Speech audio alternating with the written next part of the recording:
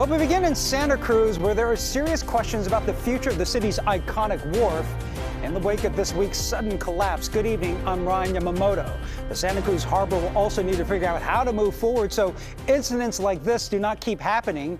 Kevin Coe on the uncertainty facing the famous beach town.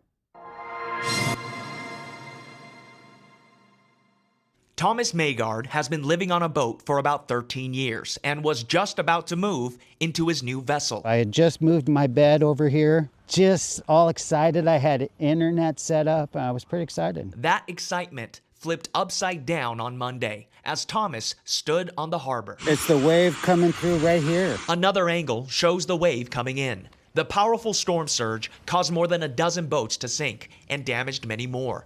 While much attention has been on the wharf collapse, Santa Cruz Mayor Fred Keeley says the harbor is a priority. All of the elected officials who can help us access state and federal money are totally dialed in to what's going on over at the harbor. They're going to sustain something probably on the order of $20 million worth of damage. I'll be surprised if that's what ours is. City officials gathered Friday morning at Cowles Beach, where the iconic Santa Cruz Wharf has been closed to the public since Monday's high surf. The wharf was undergoing a $4 million repair when the wave caused the end of the pier to collapse.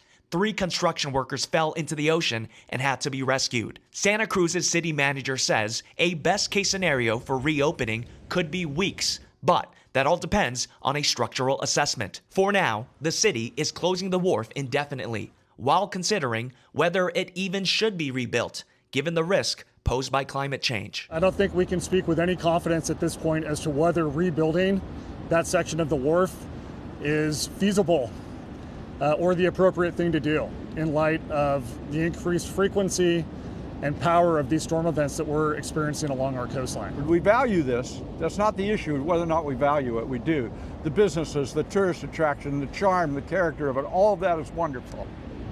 That's very different than the question of what does climate change mean when you've got basically mile-long commercial roadway over open ocean.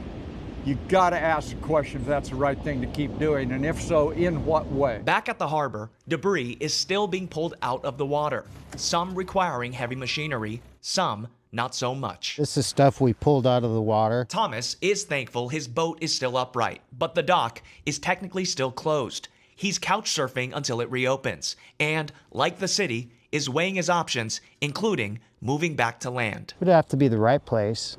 You know, I don't just want to go anywhere for sure. But I like it down here. I mean, it's wall-to-wall beautiful view everywhere. And most often, look how calm it is. You know, most of the time it's really calm, really beautiful. But the few times it's not is forcing Santa Cruz to consider a new coastal reality. And damage and safety estimates at the wharf are expected to take several days, and before the city can reopen the wharf, they need to remove some heavy equipment that fell into the ocean, including a large crane and skid steer. The city is worried that the machinery could slam back into the wharf if another large swell does indeed come in. Several beaches in Santa Cruz are off limits through Monday due to debris from the collapse. Twin Lakes, Seabright, and San Lorenzo all closed through the weekend.